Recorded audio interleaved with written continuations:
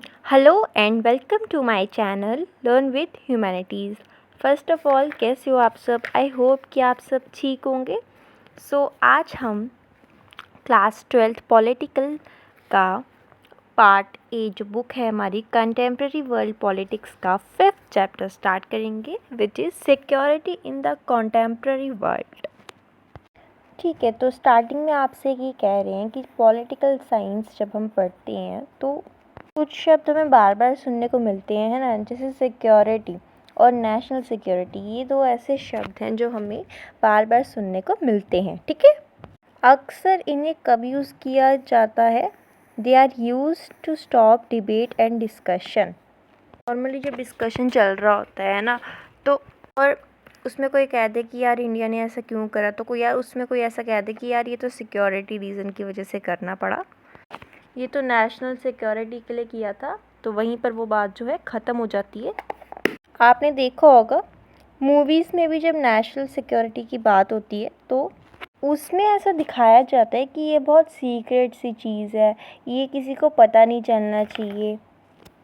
पर at the same time हमें ये याद रखना कि हम लोग डेमोक्रेसी में रहते हैं और डेमोक्रेसी में राइट होता है कि काफ़ी हद तक ट्रांसपेरेंसी बनती रहे और पता हो कि देश में क्या चल रहा है। तो नेक्स्ट टॉपिक, फर्स्ट टॉपिक जो हमारा है, व्हाट इज़ सिक्योरिटी।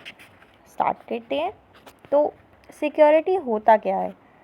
तो इस चैप्टर में हम सिक्योरिटी के कॉन्सेप्ट को डिटेल में समझने वाले हैं और सिक्योरिटी के कंसर्न्स को डिफरेंट तरीक़ों से समझेंगे। Okay, security implies freedom from threats. Security का मतलब अगर मैं बहुत आसान शब्दों में बोलूँ तो सिक्योरिटी का मतलब होता है फ्रीडम फ्रॉम डेट्स। मतलब एक ऐसी सिचुएशन जहाँ पर हमें लगे कोई डेंजर नहीं है, कोई ख़तरा नहीं है, उसे हम सिक्योरिटी कहते हैं। अच्छा, यहाँ पे सिक्योरिटी की बात चल रही है तो मैं आपको बता दूँ कि जो भी सिक्योरिटी एक सब्जेक्ट भी है आप लोगों को, उस पर मैं एक अलग से, अगर आपको वीडियो चाहिए होगी तो मैं आपको इन डिटेल बताऊंगी सिक्योरिटी सब्जेक्ट के लिए। अगर आपको वो चाहिए होगी तो कमेंट में लिख देना, देन मैं अपलोड कर दूंगी उस पर। चलिए आगे बढ़ते हैं। जब हम थ्रेट की बात करते हैं, जब हम किसी खतरे की बात करते हैं तो हमें किस चीज़ को थ्रेट मानना चाहिए? ऐसे तो अगर हम हर छोटी चीज़ को थ्रेट मानने लगे तो सिक्योरिटी को डिफ़ाइन करना बहुत मुश्किल हो जाएगा।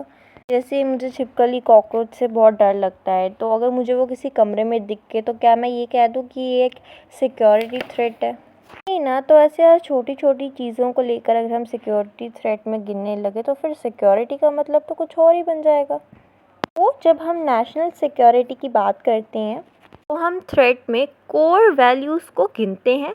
थ्रेट मतलब तुम्हारे कोर वैल्यूज़ को ख़तरा होना चाहिए, तभी हम उसको सिक्योरिटी में गिनना चाहिए। कोर वैल्यूज़ मतलब कोई एक ऐसी सिचुएशन जहाँ पर तुम्हें लगे कि तुमसे तुम्हारी आज़ादी को छीना जा रहा है, तुमसे इक्वालिटी छीनी जा रही है, तुम्हारे कोर वैल्यूज़ मतलब उससे तुम्हें जो है ख़तरा है, उन्हीं चीज़ों को हम जो है सिक्योरिटी में गिनते हैं। ये डेफिनेशन भी अपने आप में पूरी नहीं है। कोर वैल्यूज़ को तो किसी भी टाइप का जो है ख़तरा हो सकता है, जैसे कि फॉर एग्ज़ाम्पल जैसे क्लास में टीचर है, अब कुछ लोग उसे बुरा बोलेंगे, है ना, तो बुरा बोलने से तो उसकी कोर वैल्यूज़ काफ़ी हर्ट होगी। ये क्या है, इसको भी सिक्योरिटी थ्रेट में हम गिन सकते हैं, पर ये इतनी बड़ी बात नहीं कि इसको हम नेशनल सिक्योरिटी में गिनें। ओके, कोर वैल्यूज़ को भी इस हद तक ख़तरा होना चाहिए कि फिर वो कोर वैल्यूज़ जो है ठीक ही नहीं हो पाए, तब हम उसे गिनते हैं थ्रेट में। तो जब हम सिक्योरिटी की बात करते हैं, सिक्योरिटी एक ऐसी कंडीशन है जहाँ पर कोई थ्रेट नहीं है, और थ्रेट का यहाँ पर मतलब है, थ्रेट पर यहाँ पे ये मतलब है कि कोई ऐसा ख़तरा जिससे हमारे कोर वैल्यूज़ जो हैं ख़तरे में आ जाएं, और इतना ख़तरे में आ जाएं कि वो जो है ठीक ही नहीं हो पाए। So we are brought to a conclusion. Security relates only to extremely dangerous threat. ठीक है, तो कंक्लूजन क्या है? सिक्योरिटी में हम बहुत ज़्यादा एक्सट्रीमली डेंजरस जो थ्रेट हैं उन्हीं के बारे में हम बात करते हैं। ऐसे थ्रेट्स जो कि हमारे कोर वैल्यूज़ को जो है इतना डैमेज कर दें कि वो ठीक ही नहीं हो पाए, उन चीज़ों को हम जो है सिक्योरिटी थ्रेट्स में जो है गिनते हैं। आपको बता रहे हैं कि आपको सिक्योरिटी की डेफिनेशन तो बता दी, लेकिन फिर भी सिक्योरिटी एक स्लिपरी आइडिया है। स्लिपरी का क्या मतलब है कि सिक्योरिटी को समझाना काफ़ी मुश्किल है।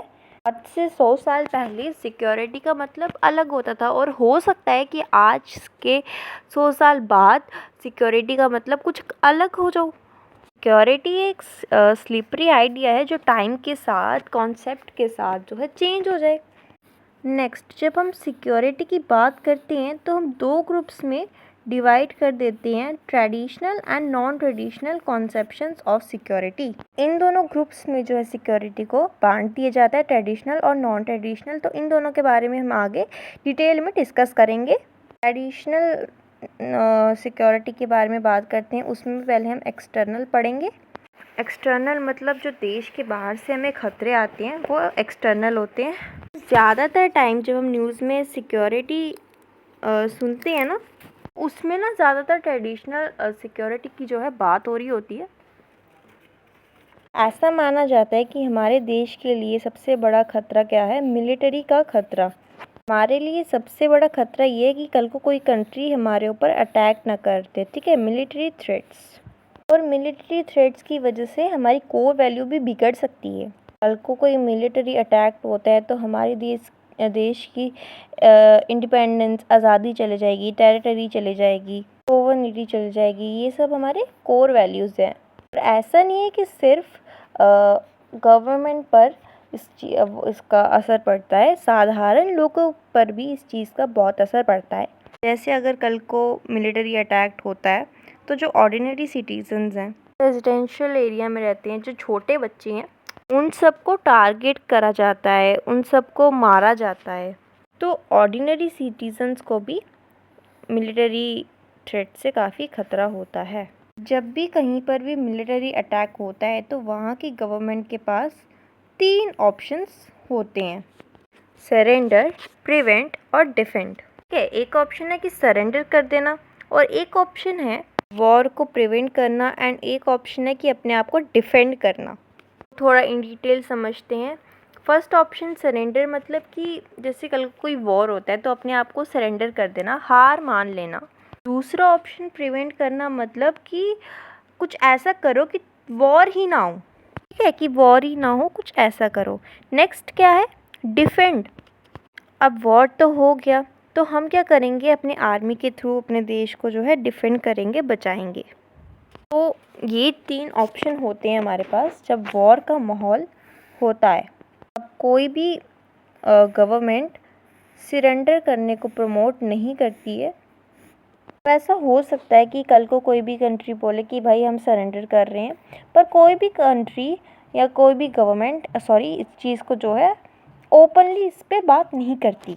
Okay, therefore security policy is concerned with preventing war, which is called deterrence, and with limiting or ending war, which is called defense। तो फिर बचे 2 ऑप्शन, एक होता है डिटरेंस और एक होता है डिफेंस। डेटरेंस हमने भी पढ़ा ना, प्रिवेंटिंग वॉर, तो उसमें आ जाता है डेटरेंस, कि तुम कुछ ऐसा करो जिससे सामने वाली कंट्री जो है तुमसे वॉर ही ना करे। इसका एक एग्जांपल आप ले सकते हो कि अगर जैसे कल को किसी कंट्री को यूएस से वॉर करनी हो, तो वो कंट्री पहले सोचेगी कि यार यूएस तो काफ़ी पावरफुल है, ऐसे वॉर करना ठीक रहेगा या नहीं, ठीक है। तो इस टाइप का ले सकते हो आप एग्जांपल। और दूसरा डिफेंड, मतलब अपने देश को बचाना। नेक्स्ट कह रहे हैं कि ट्रेडिशनल सिक्योरिटी का एक बहुत इंपॉर्टेंट पार्ट होता है जिसे हम कहते हैं balance of power. Balance of power का मतलब है कि तुम लोग देखो, जो आसपास जो कंट्रीज़ हैं उनकी लगभग सेम पावर हो। अगर एक रीजन में एक कंट्रीज ज़्यादा पावरफुल होने लग जाए तो वो आसपास की कंट्रीज़ के लिए ख़तरनाक है, ठीक है। हो सकता है कि उसको आपके साथ कोई दुश्मनी नहीं हो, बट फिर भी जैसे कि हमें पता है कि चाइना काफ़ी ज़्यादा पावरफुल होती जा रही है, तो हम क्या कर सकते हैं? अपने बैलेंस ऑफ पावर को मेंटेन करने के लिए हम अपनी मिलिट्री को स्ट्रॉन्ग कर सकते हैं। हम अपनी मिलिट्री पावर को बढ़ाएंगे, इससे भी बैलेंस ऑफ पावर हमारा रहेगा, और हम अपनी इकोनॉमिकली हम स्ट्रॉन्ग हो सकते हैं, उस पर काम कर सकते हैं हम। अपने टेक्नोलॉजिकल पावर को बढ़ा सकते हैं, उसको और ज़्यादा स्ट्रॉन्ग कर सकते हैं। और आपको बताया जा रहा है कि अगर आप अपनी इकोनॉमी को स्ट्रॉन्ग करोगे, आप टेक्नोलॉजिकल पावर को स्ट्रॉन्ग करोगे, तो मिलिट्री पावर अपने आप ही जो है स्ट्रॉन्ग हो जाएगी। उसमें यही तो चाहिए होता है, अगर आप इस टेक्नोलॉजिकल और इकोनॉमिक पावर इसको स्ट्रॉन्ग करोगे तो मिलिट्री आपकी अपने आप स्ट्रॉन्ग हो जाएगी। आपका जो बैलेंस ऑफ पावर है वो अपने आप मेंटेन हो जाएगा। ठीक है, और क्या कर सकते हैं? अलायंस बिल्डिंग करते हैं। अलायंस का बिल्डिंग क्या होता है? मान लो 2-3 देश हैं, उन्होंने आपस में एक एग्रीमेंट बना लिया कि भाई आज से हम लोग एक टीम है। जैसे एक कंट्री के ऊपर एक देश के ऊपर जो है, ठीक है, अटैक हो रहा होगा, तो वो जिसके साथ उसका एग्रीमेंट हुआ है उससे वो बोल सकता है कि भाई यहाँ पे अटैक हुआ है तो मेरी हेल्प करने आ जाओ। ठीक है, ये होता है अलायंस बिल्डिंग का मतलब। ज़्यादातर जो अलायंस होते हैं उन्हें रिटन ट्रीटीज़ में लिखा जाता है। सारी कंट्रीज़ जो उसका पार्ट होती हैं वो उस ट्रीटी को या उस एग्रीमेंट को साइन कर देती हैं। अलायंस जो होता है वो नेशनल इंटरेस्ट के आधार पर बनता है। अब इसका मतलब जैसे कि कुछ कंट्रीज़ हैं जिसका इंटरेस्ट इंडिया के ऊपर है, तो वो हमारे साथ मिलकर अलायंस बना सकते हैं। ठीक है, पर कोई ऐसा है जिसका इंटरेस्ट हमारे साथ जो है मैच नहीं होता, तो वो अलायंस नहीं बनाएंगे। ऐसा भी होता है कि पहले अलायंस बन जाता है पर बाद में जो कंट्री है उसका वो इंटरेस्ट नहीं रहता है, तो वो उस अलायंस को छोड़कर चली जाती है। इसका एक एग्जांपल आपको दे रखा है कि एक टाइम ऐसा हुआ करता था 1980s में कि यूएस जो है अफ़गानिस्तान के मिलिटेंट्स को जो है सपोर्ट करती थी, क्योंकि उस टाइम के अफ़गानिस्तान के मिलिटेंट्स और यूएस सोवियत यूनियन के ख़िलाफ़ थी, अगेंस्ट थी। ये 1980s की बात है। पर फिर क्या होता है, 11 सितंबर 2001 में, जिसे 9/11 बोला जाता है, इस दौरान क्या होता है, ओसामा बिन लादेन ने अपने कुछ ग्रुप को अगेंस्ट हो जाते हैं ये यूएस के ख़िलाफ़। ठीक है, तो इसके बाद क्या होता है, अमेरिका अफ़गानिस्तान के मिलिटेंट्स को सपोर्ट करना बंद कर देता है। तो पहले यूएस और अफ़गानिस्तान साथ में काम कर रहे थे, बाद में यूएस को लगा कि नहीं यार हमारे इंटरेस्ट अलग हैं, तो ये लोग अलग हो गए जाते हैं और इन लोगों ने साथ में काम करना छोड़ दिया। तो ट्रेडिशनल सिक्योरिटी एक्सटर्नल में ये माना जाता है कि ज़्यादातर जो खतरे हैं वो देश के बाहर से आ रहे हैं। और ऐसा मानने का कारण क्या है? ऐसा मानने का कारण ये है कि देश के अंदर जो लोग हैं उनको तो संभालने के लिए फिर भी गवर्नमेंट उनको संभालती है, ठीक है, देखती है, नज़र रखती है, पर इंटरनेशनल लेवल पर कोई नहीं है चीज़ों को संभालने के लिए। तो इंटरनेशनल लेवल पर ज़्यादा लड़ाई झगड़ा कॉमन होता है, ऐसा ट्रेडिशनल सिक्योरिटी के हिसाब से यहाँ पे कहा गया है। पर देखो, काफ़ी ज़्यादा बच्चों के दिमाग में ये भी आ रहा होगा कि इंटरनेशनल लेवल पर तो ऑर्गेनाइजेशन है, यूनाइटेड नेशन है, ऐसा तो नहीं हम बोल सकते कि इंटरनेशनल लेवल पर कोई अथॉरिटी नहीं है। तो इंटरनेशनल ऑर्गेनाइजेशन में ये पता होगा कि यूनाइटेड नेशन है, पर हमने ये भी पढ़ा था इंटरनेशनल ऑर्गेनाइजेशन में कि यूनाइटेड नेशन में काफ़ी ज़्यादा कमियां हैं, वो परफेक्ट नहीं है। ठीक है, तो चलो नेक्स्ट टॉपिक स्टार्ट करते हैं, ट्रेडिशनल ये अब हम इंटरनल पढ़ेंगे। पहले हमने एक्सटर्नल पढ़ा ट्रेडिशनल सिक्योरिटी के बारे में, अब हम थोड़ा इंटरनल पढ़ेंगे। ओके, अब हम देश के अंदर जो दिक्कतें चल रही होती है ना, उनको थोड़ा डिस्कस करेंगे, पढ़ेंगे। तो अभी तक तो हम यही पढ़ रहे थे कि देश के बाहर जो है हम लोग उसके सिक्योरिटी उसको ज़्यादा फोकस दे रहे हैं, पर देश के अंदर भी तो फोकस करने की ज़रूरत है। ऐसा थोड़ी है कि देश के बाहर से ही खतरे आ रहे हैं। पर हमने ये देखा है कि ट्रेडिशनल सिक्योरिटी पर लोग एक्सटर्नल चीज़ों पर ज़्यादा फोकस करते हैं, इंटरनल चीज़ों के ऊपर ज़्यादा ये अटेंशन नहीं देते हैं, फोकस नहीं करते हैं। इसके पीछे एक रीज़न भी है। जैसे आप हिस्ट्री उठाकर देखो तो जब सेकेंड वर्ल्ड वॉर ख़त्म हुआ था तो ज़्यादातर जो कंट्रीज़ थी ना, उनको ये डर रहता था कि कोई और कंट्री उनके ऊपर आकर अटैक ना कर दे, है ना। ज़्यादातर कोई जो कंट्रीज़ थी उन्हें ये डर नहीं था कि हमारे अंदर भी कुछ ऐसे दिक्कत है, उन्हें बाहर का ज़्यादा था, एक्सटर्नली उन्हें ज़्यादा था। Okay, after 1945 US and Soviet union appeared to be united and could expect peace within their borders. 1945 के बाद यूएस और सोवियत यूनियन में जो है यूनिटी बढ़ने लगती है एंड सारे देशों को ऐसा लगने लगता है कि हमारे देश के अंदर तो सब कूल चल रहा है, कोई खतरा नहीं है, और अगर कोई खतरा आएगा तो वो देश के बाहर से आएगा। इस दौरान जो यूरोपियन कंट्रीज़ थी, इनको उस टाइम पर एक ही चीज़ का खतरा था, तो डर था। ज़्यादातर जो यूरोपियन कंट्रीज़ थी वो सभी कॉलोनियलिज्म करते हुए आ रहे थे, है ना। कॉलोनियलिज्म में क्या था, इन लोगों ने कब्ज़ा कर रखा था। यूरोपियन कंट्रीज़ को ये डर लगा रहता था कि हमने जिस कंट्री पर कब्ज़ा कर रखा है वो वायलेंस क्रिएट ना कर दे, वो हमें भगाने की कोशिश ना करे, ठीक है। Next period after the Second World War was the Cold War, in which the US-led Western Alliance faced the Soviet-led Communist Alliance. Above all, the two alliances feared a military attack from each other. कह रहे हैं कि second world war के बाद cold war start हो जाता है। Cold war के बारे में हमने बहुत बार पढ़ा है। कोल्ड वॉर में यूएस अपनी एक टीम बनाती है एंड सोवियत यूनियन अपनी एक टीम बनाती है, और यूएस में जितने लोग अलायंस में थे उनको ये डर लगा रहता था कि सोवियत यूनियन के लोग उनके ऊपर अटैक ना कर दें, और सोवियत यूनियन में जो अलायंस के लोग थे उन्हें ये डर लगा रहता था कि यूएस के लोग हमारे ऊपर अटैक ना कर दें।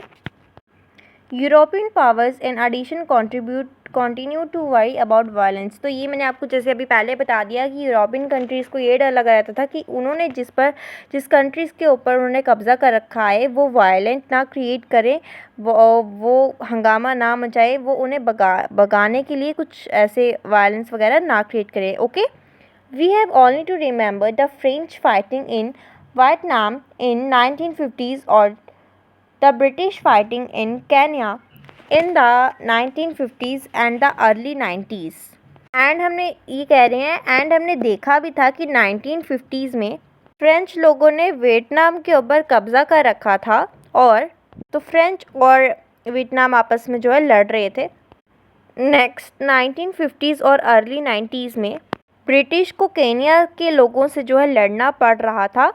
ब्रिटिशर्स ने तो हर जगह ही कब्ज़ा कर रखा था, तो धीरे धीरे लोग इनके ऊपर भी आवाज़ उठा रहे थे, ब्रिटिशर्स से लड़ रहे थे। Some of the newly independent countries like the European powers became member of the cold war alliances. ऐसा भी हो रहा था कि मान लो किसी देश ने ब्रिटिशर्स को हटा दिया एंड फिर ये लोग जो हैं ये लोग इंडिपेंडेंट बन जाते थे एंड फिर ये लोग किसी कोल्ड वॉर अलायंसेस को ज्वाइन कर लेते थे, ठीक है। तो मान लो एक कंट्री है वो अभी आज़ाद हुई है और उसने सोवियत यूनियन को ज्वाइन कर लिया। अब ये जो नई नई कंट्री है तो इसे ये डर लगा रहता था कि यूएस के लोग मेरे पर अटैक ना कर दे, मेरे आसपास जो कंट्रीज़ है वो मेरे ऊपर आकर अटैक ना कर दे, ठीक है। तो ये भी कुछ इश्यूज इस टाइम पर चल रहे थे। The cold war between the two super powers was responsible for approximately 1/3 of all wars in the post Second World War period. कह रहे हैं कि जब सेकेंड वर्ल्ड वॉर ख़त्म हुआ उस दौरान के बाद का जो टाइम पीरियड था, उस टाइम पीरियड में जितने भी वॉर्स हुए उस वॉर्स में 1/3 वॉर्स तो कोल्ड वॉर की वजह से हुए। कोल्ड वॉर्स की वजह से भी वॉर्स होते थे एंड इनमें से तो वॉर्स कुछ ऐसे देशों में होते थे जो कि अभी नए नए बने हैं, नए नए इंडिपेंडेंट हुए हैं, ठीक है, जिनके पास अभी वो ज़्यादा इकोनॉमिकली स्ट्रॉन्ग नहीं है और वो डेवलपमेंट की स्टेज में है, ठीक है।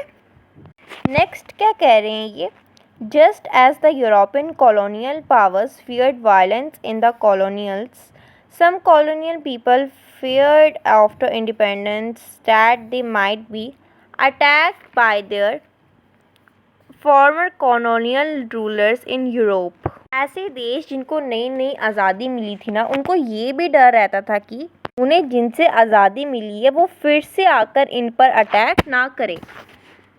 तो इस दौरान एक ऐसा माहौल क्रिएट था कि अलग अलग कंट्रीज़ को ये डर लगा रहता था कि बॉर्डर के बाहर से कोई मेरे ऊपर आकर अटैक ना कर ले। तो ये लोग तैयारी करते थे कि अगर कल को कोई वॉर हो गया तो ये लोग अपने आप को डिफेंड कैसे करेंगे, ठीक है, बचाएंगे कैसे अपने आप को। कह रहे हैं कि एशिया एंड अफ्रीका में जो ऐसी कंट्रीज़ थी जिनको नई नई आज़ादी मिली थी, इनके पास थोड़े अलग चैलेंजेस थे, ठीक है। क्या थे वो challenges? For one thing, the new countries face the prospect of military conflict in neighbouring countries.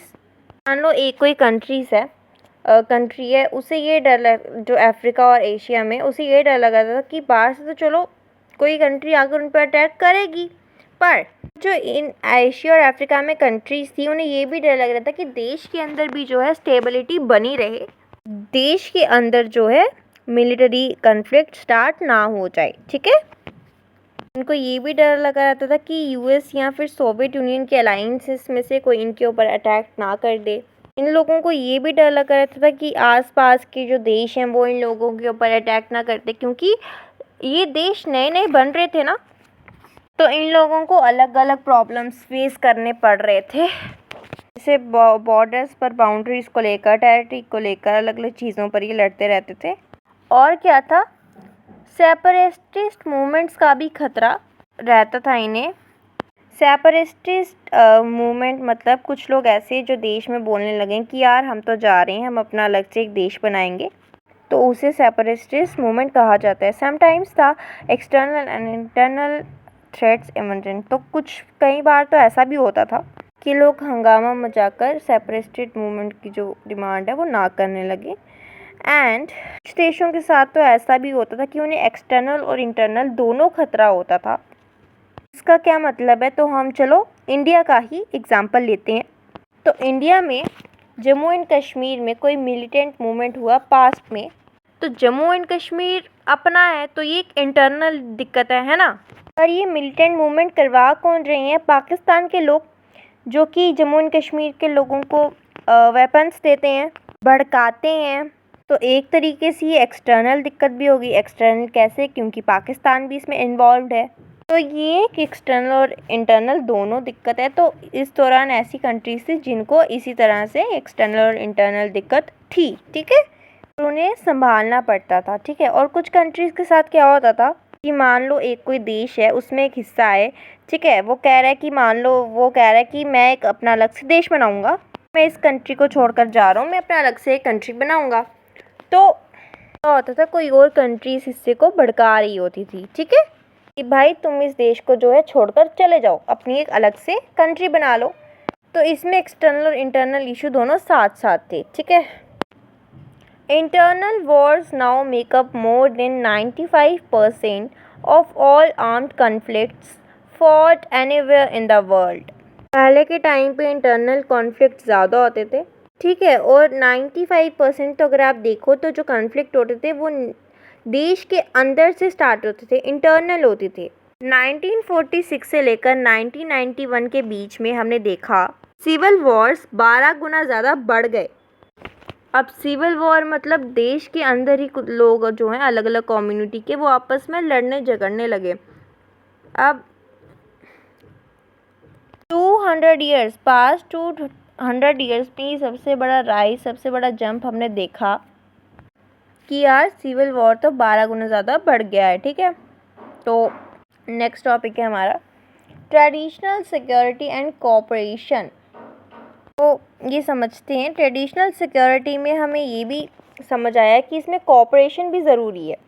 सभी कंट्रीज़ को साथ में मिलजुल कर काम करना चाहिए, तभी हम वॉर जैसी सिचुएशन को जो है टाल पाएंगे, ठीक है। तो हम इसमें क्या कहते हैं, war for the right reasons, primarily self defence और to protect other people from genocide, की फालतू के रीजन्स की वजह से वॉर मत किया करो।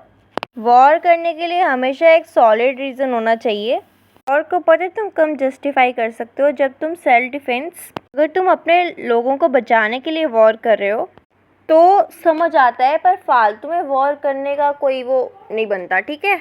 और अगर वॉर स्टार्ट भी हो गया है तो दोनों तरफ से जो आर्मी है उनको जो है, ऐसा नहीं है कि जो भी मिल रहा है उसे मार दो, ये नहीं करना है। लोगों को मारना कम करो, पर्टिकुलरली जब वॉर हो रहा है तो उसे आर्मी के बीच में ही होना चाहिए। ऐसा नहीं है कि वॉर की वजह से तुम किसी और देश में छोटे बच्चों को मार रहे हो, रेजिडेंशियल एरिया पर अटैक कर रहे हो, नहीं, ये नहीं होना चाहिए, ये सब करना गलत है, ओके।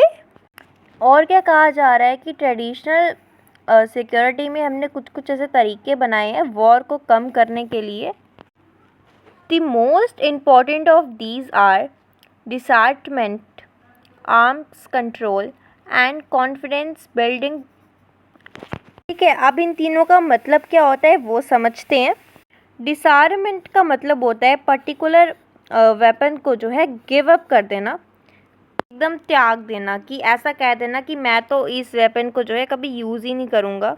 ठीक है, जैसे फॉर एग्ज़ाम्पल 1972 में बायोलॉजिकल वेपन कन्वेंशन हुआ और 1997 में केमिकल वेपन कन्वेंशन हुआ एंड इनमें से 155 स्टेट्स ने BWC को माना, बायोलॉजिकल वेपन कन्वेंशन को, एंड 193 स्टेट्स ने CWC को माना, केमिकल वेपन कन्वेंशन को। Both conventions included all great powers, but the superpowers, the US and Soviet Union, did not want to give up the third type of weapons of mass destruction, namely nuclear weapons, so they pursued arms control. तो इन दोनों मतलब जिन्होंने माना उन्होंने यही कहा कि अब इन दोनों का वॉर में यूज़ नहीं करेंगे। जैसे बायोलॉजिकल वेपन कन्वेंशन का क्या मतलब है, जैसे तुम सामने वाले देश को डराना धमकाना बंद कर दो, नहीं तो हम तुम्हारे देश में जो है कोविड फैला देंगे, तो ये एक तरीके से BWC हो गया। ओके, सेम अगर तुम किसी केमिकल के साथ वॉर लड़ रहे हो तो वो केमिकल वेपन हो गया। इन कन्वेंशन में, इन मीटिंग्स में हमने ये डिसाइड करा कि बायोलॉजिकल वेपन तो हम त्याग रहे हैं, इसे हम यूज़ ही नहीं करेंगे कभी। इन्हें हम डिसआर्ममेंट कहते हैं। नेक्स्ट हम आर्म्स कंट्रोल के बारे में पढ़ते हैं थोड़ा। कुछ हथियार ऐसे थे उस टाइम पर जिनको सोवियत यूनियन और US त्यागना नहीं चाहते थे, तो इन्होंने बाकी सब कंट्रीज से प्रॉमिस करा कि यार हम इस वेपन को त्याग तो नहीं सकते पर हम इसका यूज़ जो है वो कम करेंगे। तो वो क्या था, वो न्यूक्लियर वेपन था जिसको ये लोग जो है कम नहीं करना चाहते थे। इन्होंने कहा कि यार इसको हम जो है गिव अप तो नहीं कर सकते पर इसका यूज़ जो है वो हम कम कर देंगे। इसी के चलते ये लोग अलग अलग एग्रीमेंट्स बनाते हैं, जैसे एंटी बैलिस्टिक मिसाइल ABM जो कि 1972 में आई थी, इस पर सोवियत यूनियन और US ने कहा कि हम लोग इसका यूज़ कम करेंगे, हम न्यूक्लियर अटैक नहीं करेंगे, कम करेंगे। इसके अलावा US और सोवियत यूनियन ने और भी ट्रीटीज़ को जो है साइन कर रखा है न्यूक्लियर वेपन्स को उसका कम यूज़ करने के लिए। इसमें से एक ट्रीटी है जिसको SALT बोला जाता है, स्ट्रैटेजिक आर्म्स लिमिटेशंस ट्रीटी। एक और ट्रीटी है जिसे START बोला जाता है, स्ट्रैटेजिक आर्म्स रिड्यूक्शन ट्रीटी। नेक्स्ट इसी टॉपिक में आपको एक और ट्रीटी के बारे में बताया जा रहा है जिसे हम कहते हैं nuclear non proliferation treaty, NPT के ट्रीटी में उस टाइम पर जिन लोगों ने टाइम पर ट्रीटी बना लिया था वो ऐसा कह रहे थे कि भाई अब तो हमने जो है न्यूक्लियर वेपन बना लिया पर आगे जो भी कंट्रीज़ हैं उसे न्यूक्लियर वेपन नहीं बनाना चाहिए। ठीक है, तो NPT ये कंट्रीज़ को बैन नहीं करी थी, बस लिमिटेड उसको करी थी कि इतनी ही कंट्रीज़ जो हैं न्यूक्लियर वेपन्स को जो है बना सकती है और कोई न्यूक्लियर वेपन्स को नहीं बना सकता। नेक्स्ट, कॉन्फिडेंस बिल्डिंग का क्या मतलब होता है। कॉन्फिडेंस बिल्डिंग वायलेंस को अवॉइड करती है, इसका मीनिंग ये होता है as a meaning of avoiding violence. Okay, confidence building is a process in which countries share ideas and information with their revivals. ठीक है, तो मान लो एक बच्चा है A और एक बच्चा है B एंड ये दोनों बच्चे आपस में जो है इतना ज़्यादा बात नहीं करते हैं एक दूसरे से, पर क्या है A के कुछ दोस्त ने उसने A को भड़का दिया कि यार B तो तेरे से जो है लड़ने आएगा, और B को उसके कुछ दोस्तों ने भड़का दिया कि यार A तो है अच्छा इंसान नहीं है, तो उससे जाकर जो है लड़ाई कर ले। ठीक है, तो A और B एक दूसरे को जानते भी नहीं है पर एक दूसरे को जो है लड़ रहे हैं, एक दूसरे से फालतू में लड़ रहे हैं। ठीक है, फालतू में एक दूसरे से। इसका एक ही सॉल्यूशन होगा कि तुम A और B दोनों को एक साथ बुलाओ और उनको कहो कि तुम आपस में बैठकर जो है कोई सॉल्यूशन निकालो, और A और B आपस में बातचीत करेंगे तो वो आपस में दोस्त बन जाएंगे। ठीक है, डन। ऐसा ही कुछ कॉन्सेप्ट है हमारा कॉन्फिडेंस बिल्डिंग का। तो इसमें क्या होता है, अलग अलग कंट्रीज़ के लीडर्स आपस में मिलते हैं और एक दूसरे को अपने मिलिट्री प्लान्स, अपने डेवलपमेंटल प्लान्स के बारे में बताते हैं, ताकि दोनों कंट्रीज़ के बीच में कुछ मिसअंडरस्टैंडिंग ना हो. In short, confidence building is a process designed to ensure that the rebels do not go to war and through misunderstandings or misrepresentation. Misperception. Confidence building की वजह से क्या होता है, ये पॉसिबिलिटी कि कल को कोई कंट्री मिसअंडरस्टैंडिंग की वजह से वॉर करने लगे, ये पॉसिबिलिटी कम हो जाती है कॉन्फिडेंस बिल्डिंग की वजह से. Overall, traditional concepts of security are principally concerned with the use or threat of use of military force. कह रहे हैं कि ओवरऑल ट्रेडिशनल कॉन्सेप्ट्स हैं जो सिक्योरिटी में, हमने यही समझा है कि देश में जो है मिलिट्री का खतरा है. ट्रेडिशनल सिक्योरिटी में खतरा है सबसे बड़ा मिलिट्री का है, और अगर तुम्हें इसमें जीतना है सबसे बढ़िया तरीका ही मिलिट्री है, तो मिलिट्री के ऊपर ध्यान दो. अगर कल को वॉर होता है तो मिलिट्री ज़रूरी है.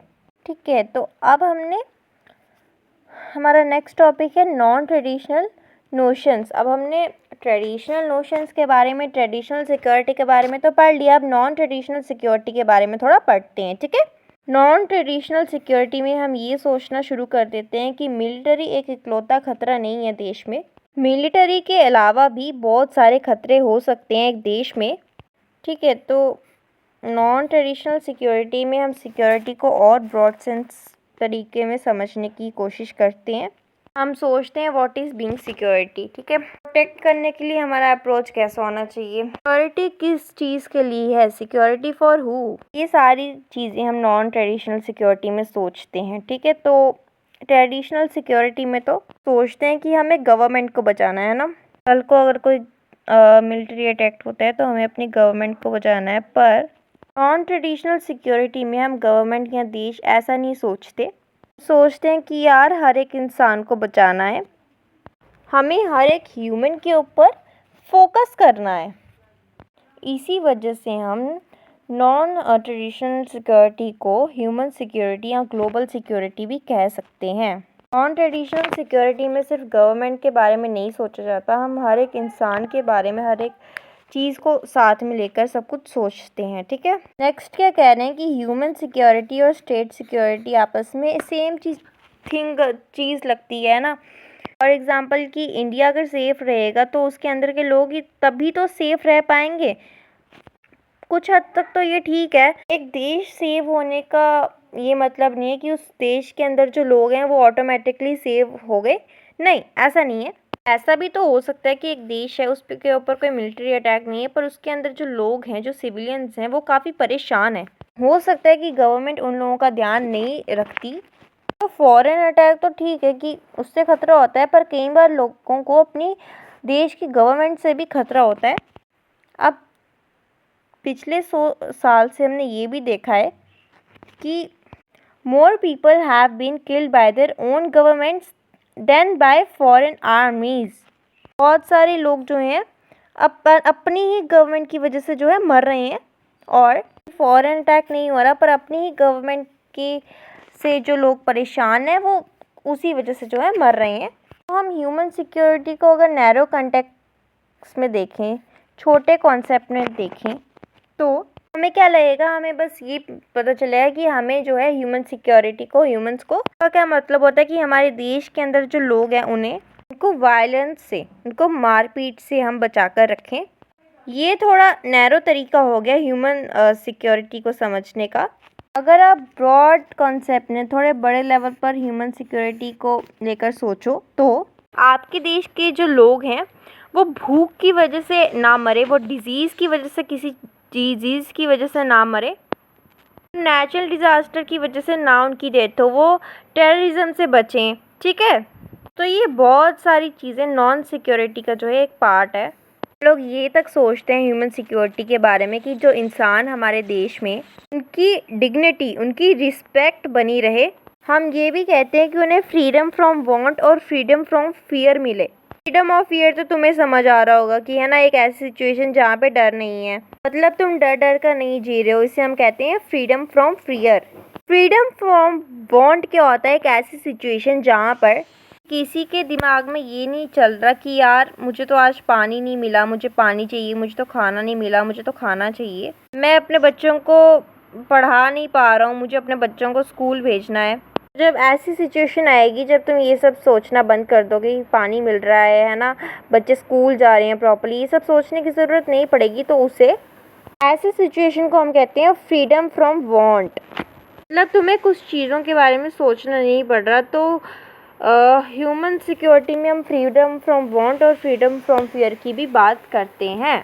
ठीक है, नेक्स्ट 1990s में ग्लोबल सिक्योरिटी का कॉन्सेप्ट स्टार्ट होता है। ग्लोबल सिक्योरिटी के कॉन्सेप्ट में हमें एक चीज़ समझ आने लगती है, ऐसी बहुत ज़्यादा चीज़ें हैं जिनको एक देश अकेले नहीं संभाल सकता, उनको साथ में मिलकर समझना होगा, काम करना होगा, तभी वो सिचुएशन जो है संभलेगी।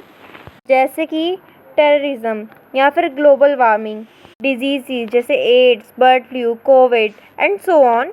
तो हमें यार ऐसा एहसास हुआ कि यार कुछ चीज़ें ऐसी हैं जिसके लिए हमें जो है साथ में मिलकर काम करना पड़ेगा, मतलब सभी कंट्रीज़ को एक साथ मिलकर जो है काम करना पड़ेगा एक साथ। जैसे हमने देखा कि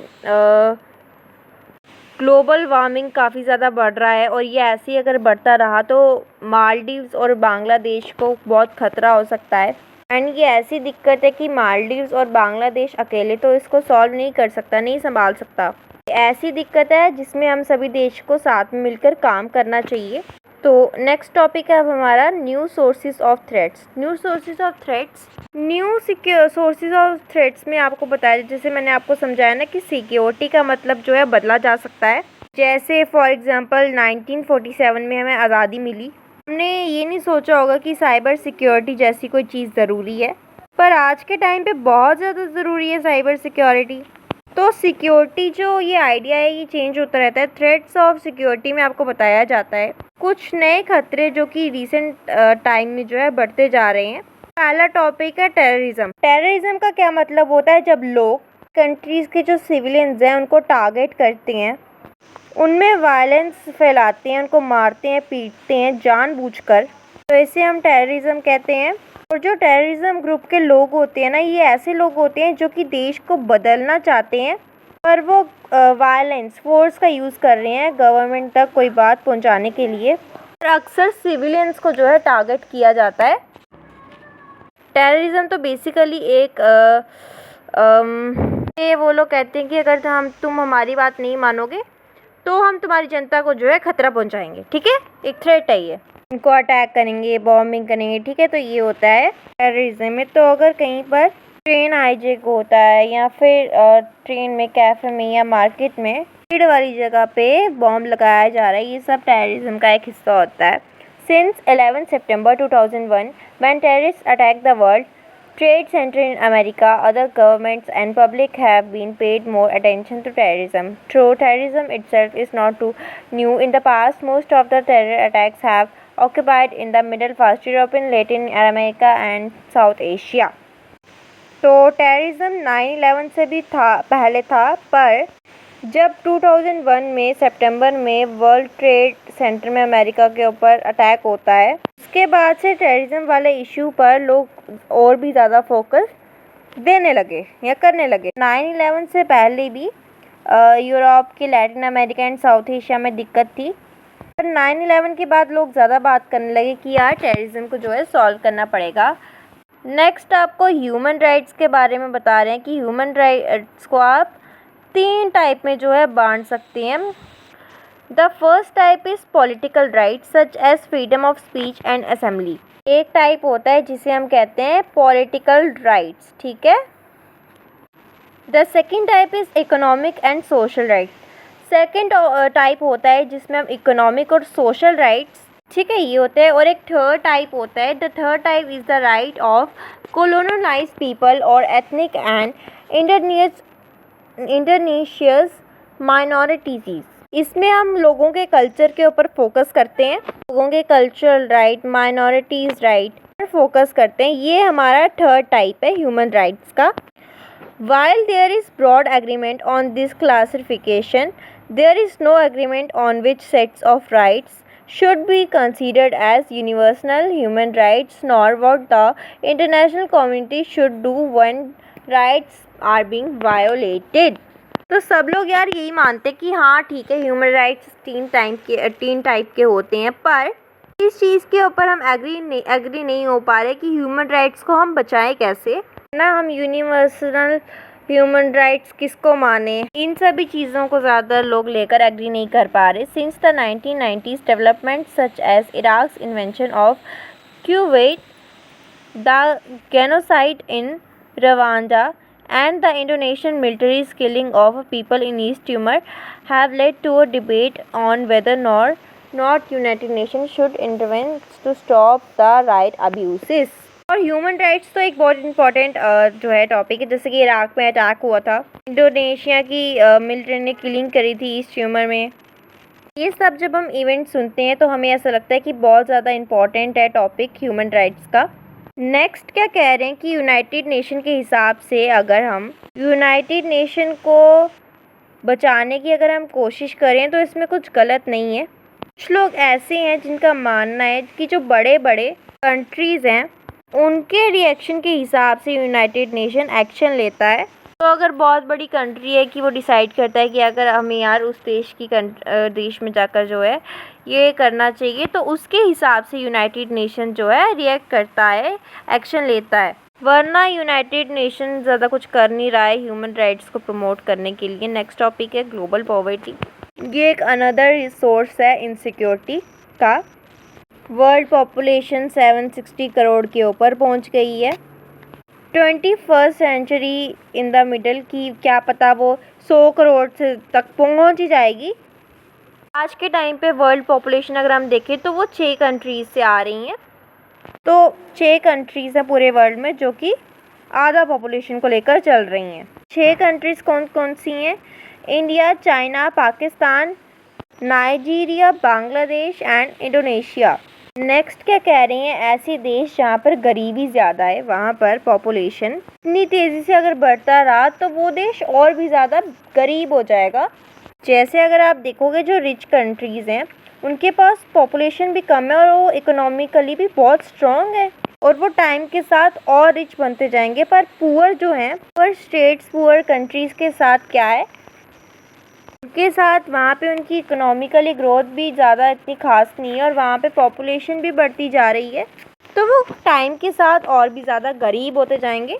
नेक्स्ट कह रहे हैं ग्लोबल नॉर्थ और ग्लोबल साउथ की बात करते हैं। ग्लोबल नॉर्थ मतलब जो ऐसी कंट्रीज़ जो थोड़ा ठीक चल रहा है इकोनॉमिकली ग्रोथ जिनकी अच्छी है, और साउथर्न कंट्रीज़ जो थोड़ी पॉवर्टी में जी रहा है, ठीक है। तो कह रहे हैं कि ग्लोबल साउथ में भी कुछ ऐसी कंट्रीज़ आ गई हैं जो अपने पॉपुलेशन को कंट्रोल कर रही हैं और अपनी इकोनॉमिकली उस पर भी जो इकोनॉमिक ग्रोथ है उस पर भी ध्यान दे रहे हैं, धीरे धीरे डेवलप हो रहे हैं। नेक्स्ट, जितने भी लड़ाई झगड़े हैं वर्ल्ड में वो सब सहारन अफ्रीका में होते हैं, which is also the poorest region of the world. और ये पूरे वर्ल्ड में पुअरेस्ट रीजन आता है, ठीक है। और ये एक लिंक है डेवलपमेंट और लड़ाई झगड़े के बीच में। अगर तुम अपने देश को जो है डेवलप करते जाओगे तो वहाँ पे लड़ाई झगड़े कम होंगे।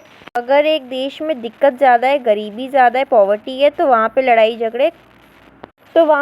झगड़े भी ज़्यादा होंगे। नेक्स्ट बोल रहे हैं कि ऐसा देश जहाँ पे गरीबी ज़्यादा होती है वहाँ से लोग माइग्रेट कर ऐसे देश में भी जाते हैं जहाँ पर सब बढ़िया चल रहा होता है, जहाँ पर देश में डेवलपमेंट हो रही होती है, सब सही चल रहा होता है, वहाँ पर जाते हैं लोग पॉवर्टी से माइग्रेट होकर। अक्सर हम ऐसा देखते हैं कि गरीब कंट्रीज़ से लोग माइग्रेट होकर ऐसी कंट्रीज़ में जाते हैं जहाँ पर उन्हें अपॉर्चुनिटी ज़्यादा मिलती है।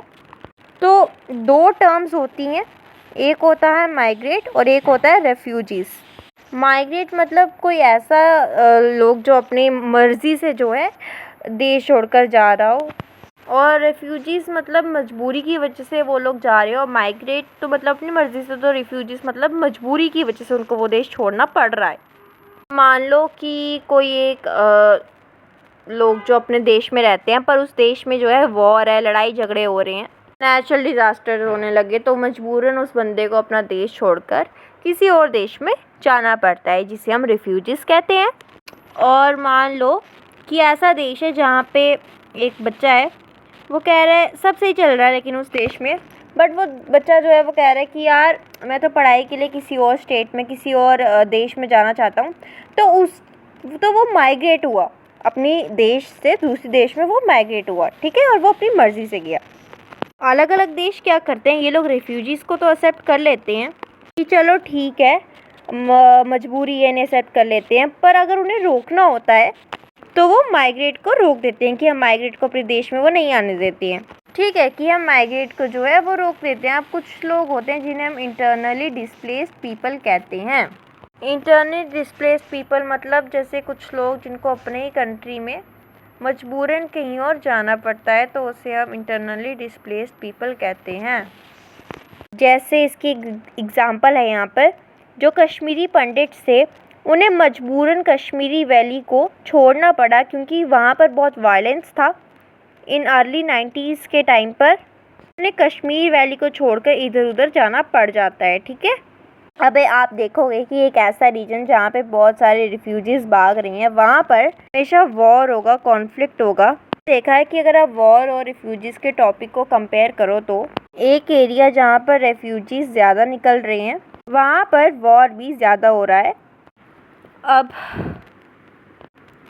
1990 से लेकर 1995 में 70 ऐसे स्टेट्स थे जिन्होंने 93 वॉर्स करे, जिसकी वजह से हमारे हिसाब से 55 लाख पीपल की जो है मौत हो गई, ठीक है, वो उनकी डेथ हो गई, ठीक है। तो इसका रिज़ल्ट क्या निकलता है कि जो फैमिलीज़ होते हैं उनको अपना जो देश छोड़कर कहीं और जाना पड़ता है, ठीक है, क्योंकि वहाँ पर ऐसा माहौल चल रहा होता है। नेक्स्ट और क्या दिक्कत है, हेल्थ एपिडेमिक्स, ठीक है, हेल्थ की दिक्कत भी काफ़ी ज़्यादा है, जैसे कि HIV, एड्स, बर्ड्स फ्लू और सार्स, ये सब बहुत तेज़ी से बढ़ रहे हैं।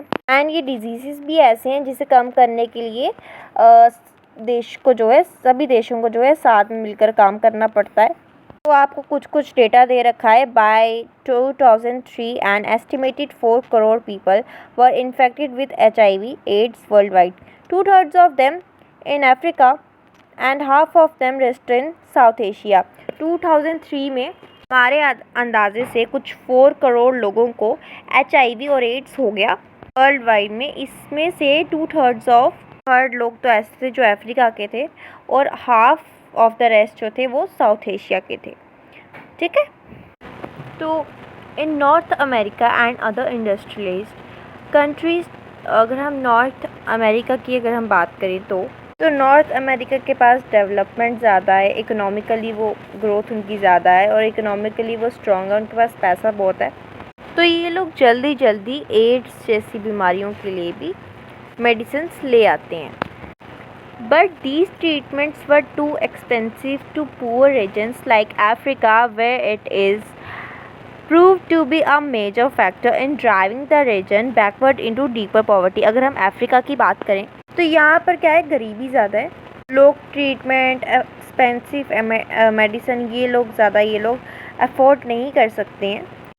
Other new and poorly understood diseases such as corona, Ebola virus और भी hantavirus and hepatitis C have emerged, while old diseases like tuberculosis, malaria, dengue fever and cholera have mutated into drug-resistant forms that are difficult to treat. Epidemics among animals have major economic effects since the late 90s। अब ये जो पुराने disease हैं तो इन सब का medicines तो है हमारे पास, पर इनका जो वायरस है ना वो अपने आप को म्यूटेट कर लेता है, अपने आप को बदल लेता है मेडिसिन के हिसाब से। तो हमें नए ट्रीटमेंट लाने पड़ते हैं, नए मेडिसिन्स लाने पड़ते हैं, तो फिर इनका जो ट्रीटमेंट है वो हमारे लिए मुश्किल हो जाता है। नेक्स्ट कह रहे हैं कि एपिडेमिक्स, डिजीज़ से एनिमल्स को भी इफ़ेक्ट पड़ता है। जैसे फॉर एग्ज़ाम्पल लेट 1990s में हमने देखा कि ब्रिटेन में क्या होता है, मैड काऊ डिजीज़ फैल जाता है। या फिर हमने देखा है कि एशियन की कंट्रीज़ हैं वहाँ पर बर्ड फ्लू फैल जाता है।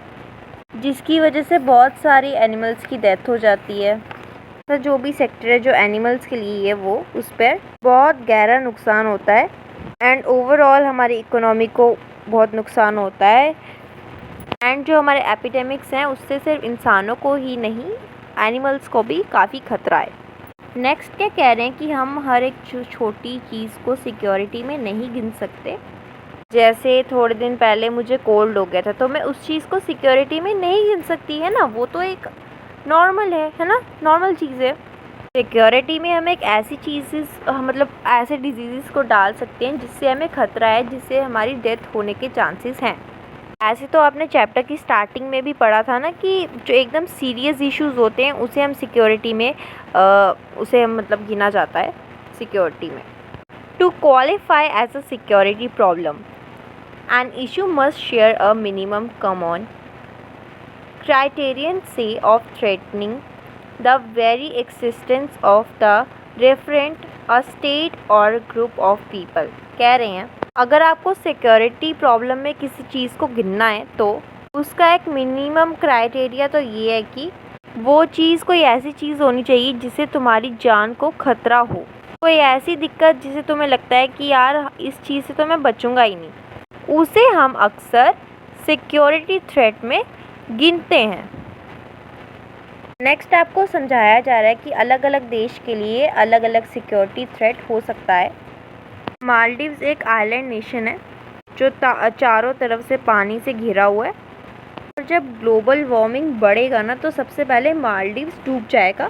तो ग्लोबल वार्मिंग तो बेसिकली सबके लिए खतरा है बट मालदीव्स के लिए कुछ ज़्यादा ही उसका खतरा है क्योंकि पहले वही डूबेगा।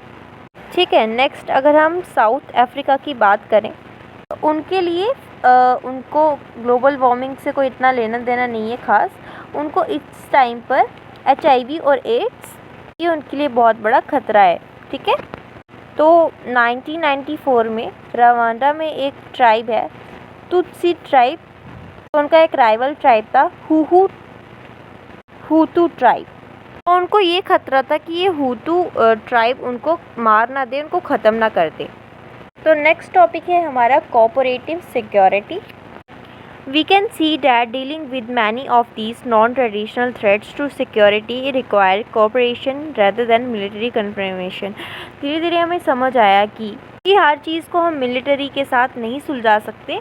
अगर तो तुम्हारे ऊपर हमला हो रहा है या वॉर हो रही है कोई, तो उस चीज़ को तो मिलिट्री सॉल्व कर देगी, पर अगर तुम्हारे देश में पॉवर्टी है, भूख से लोग मर रहे हैं, तो मिलिट्री से ये चीज़ हैंडल नहीं होगी। तो हमारे पास और भी कोई स्ट्रैटेजी होनी चाहिए अपने देश को बचाने के लिए। इसके अंदर ही हमारा नेक्स्ट टॉपिक आ जाता है कोऑपरेशन। ठीक है, कोऑपरेशन में भी बायलैटरल मतलब जब दो देश आपस में मिलकर काम करते हैं उसे हम बायलैटरल कोऑपरेशन कहते हैं।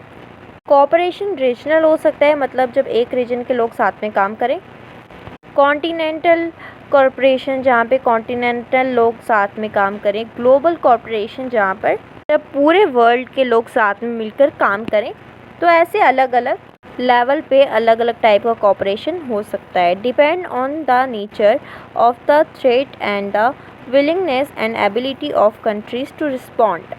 डिपेंड तुम्हारे ऊपर किस टाइप का खतरा है उस पर भी डिपेंड करता है। ठीक है, नेक्स्ट कह रहे हैं कि अलग अलग इंटरनेशनल ऑर्गेनाइजेशन हमने बनाई जिसके ज़रिए सबका साथ में मिलकर काम कर पाएँ, जैसे कि United Nation, World Health Organization, World Bank and the IMF etcetera. अलग अलग NGO हमने बनाए जैसे कि Amnesty International, Red Cross, private foundations and charities, religious organisation, trade unions, association, social and development organisations, business and corporations and great personalities, for example Mother Teresa and Nelson Mandela. इन सब ने भी corporation को बढ़ाने की मदद की है या फिर कोशिश करी है। ठीक है, अब कह रहे हैं कि जब हम कॉरपोरेशन करते हैं तो कॉरपोरेशन में भी कभी कभी हमें वायलेंस का जो है यूज़ करना पड़ता है। ठीक है, तो क्या होता है कि इंटरनेशनल कम्युनिटी में जब कोई डिस्कशन चल रहा होता है तो किसी देश को बचाने के लिए हमें वहाँ पे मिलिट्री भेजनी पड़ती है। तो क्या होता है, कभी कभी हमें कॉरपोरेटिव में सिक्योरिटी में भी वायलेंस का यूज़ करना पड़ जाता है, पर क्या होता है, it may have to agree to use of violence against international terrorists and those who harbor them। ये हमारा लास्ट ऑप्शन होता है कि बाकी सब करके देख लो, अगर फिर भी कोई उसका सॉल्यूशन नहीं निकल रहा है तो तुम मिलिट्री भेजकर देख लो। Non traditional security is much better than when the use of force is. तो नॉन ट्रेडिशनल सिक्योरिटी में हम ये मानते हैं कि फोर्स वायलेंस तुम्हें तभी यूज़ करना चाहिए व्हेन इट इज़ सैंक्शन्ड। मतलब ऐसा नहीं है कि तुमने अपनी मर्ज़ी से कहीं पर भी मिलिट्री भेज दी और अटैक करवा दिया, नहीं, सैंक्शन्ड होना चाहिए। अलग अलग देश के उन लोगों को वो चीज़ माननी चाहिए, बातचीत करो, डिस्कशन करो, एंड उसके बाद साथ में मिलकर इस पर आओ कि हाँ यार, कि अब तो वायलेंस या फोर्स यूज़ करना पड़ ही जाएगा। तो नेक्स्ट टॉपिक स्टार्ट करते हैं, इंडिया सिक्योरिटी स्ट्रेटजी। ठीक है। India has faced in traditional military and non traditional threats to its security that have emerged within from with as well as outside its borders। तो अगर आप India की history को उठाकर देखो, हमारे ऊपर ट्रेडिशनल और नॉन ट्रेडिशनल खतरे दोनों रहे हैं, वॉर भी करा है इंडिया ने। तो इंडिया की जब हम स्ट्रैटेजी पर देखते हैं तो हमारे स्ट्रैटेजी में 4 चीज़ें आती हैं। 4 broad components which have been used in a varying combination from time to time। एक है strengthening मिलिट्री, हम अपनी मिलिट्री पर, तो हमने पाकिस्तान और चाइना के साथ अलग अलग ईयर्स में वॉर भी करा है, अलग अलग ईयर्स में। जैसे पाकिस्तान में 1947, 1948, 1965, 1971, 1919, 1999 एंड चाइना में 1962 में वॉर कर रखा है। देश ऐसे चीज़ों से घिरा हुआ है जिन्होंने राइवल टेस्ट भी कर रखे हैं। हमारे लिए बहुत ज़रूरी हो जाता है कि हम अपने मिलिट्री को स्ट्रॉन्ग रखें। इसीलिए इसी के चलते इंडिया ने अपना पहला न्यूक्लियर डिवाइस भी टेस्ट करा था 1974 में। पहला कंपोनेंट हमारा सिक्योरिटी का क्या है कि अपने मिलिट्री को स्ट्रॉन्ग रखो। और सेकंड कंपोनेंट का अगर हम देखें तो the second component of the India security strategy has been to strengthen international norms and international institutes to protect its security interests. तो सेकंड कंपोनेंट क्या है हमारा कि इंटरनेशनल लेवल पर सबके साथ जो है बना कर रखो। तो जो हमारे फर्स्ट प्राइम मिनिस्टर थे जवाहरलाल नेहरू, तो एशिया के अलग अलग देशों के साथ, अफ्रीका के अलग अलग देशों के साथ यूनिटी रखने का बहुत ज़्यादा विश्वास था उनका। डिकॉलोनाइजेशन के ख़िलाफ़ थे वो, डिसअपार्टमेंट के साथ थे वो, यूनाइटेड नेशन के साथ भी उन्होंने अच्छे से बना कर रखी थी। और जब भी हमें लगता था कि कोई गलत ट्रीटी बन रही है तो हमने उस ट्रीटी के ख़िलाफ़ आवाज़ भी उठाई है। हम लोगों ने नॉन अलाइनमेंट के बारे में भी बात करी है कि नॉन अलाइनमेंट ना ही यूएस को सपोर्ट करेंगे और ना ही सोवियत यूनियन को सपोर्ट करेंगे। देन हमारा थर्ड कंपोनेंट है, the third component of India security strategy is create towards meeting security challenge with in the country. तो जो हमारा थर्ड कंपोनेंट है कि हम अपने देश के अंदर भी जो है फोकस करते हैं। हमारे देश के अंदर अलग अलग मिलिटेंट्स ने अलग अलग एक्टिविटी करी है, नागालैंड, मिज़ोरम में, पंजाब में, कश्मीर में, and among others have from time to time sought to break away from India. जब भी ऐसी कुछ चीज़ें होती हैं हमारे देश में तो हम उसे डेमोक्रेटिक तरीके से सॉल्व करने की कोशिश करते हैं। नेक्स्ट हमारा एक और इम्पॉर्टेंट पार्ट है कि हम अपनी कंट्री को जो है डेवलप इट्स इकोनॉमी, कि हम अपने इकोनॉमी को डेवलप करने में बहुत विश्वास रखते हैं। तो इकोनॉमी डेवलप करेंगे तो डेवलपमेंट होगा, तो देश में और अच्छे से इकोनॉमी या फिर डेवलप वो कंट्री रहेगी। ठीक है, पर ऐसा नहीं बोला जा रहा है कि हम परफेक्ट हैं, अभी भी बहुत सी ऐसी चीज़ें हैं जो हमें अपने देश में ठीक करने की ज़रूरत है। अभी भी गरीबी है देश में, अभी भी इनइक्वालिटी है, अभी भी चीज़ों पर हमें ठीक से काम करने की ज़रूरत है, उसे सॉल्व करने की ज़रूरत है। और याद रखना कि एक देश में डेमोक्रेसी का होना बहुत ज़रूरी है। डेमोक्रेसी सिर्फ एक पॉलिटिकल आइडियल नहीं होता, डेमोक्रेसी की वजह से लोगों को ज़्यादा सिक्योरिटी मिलती है ना। हमारे देश में डेमोक्रेसी है तो हम ज़्यादा सेफ फील करते हैं। तो अगर हमारे देश में जो है डेमोक्रेसी नहीं होती तो डिक्टेटरशिप होती, कोई राजा होता तो शायद हमें उतना जो है सेफ फील नहीं होता। डेमोक्रेसी ही एक तरीका है जिससे तुम देश के लोगों को सेफ फील करा सकते हो।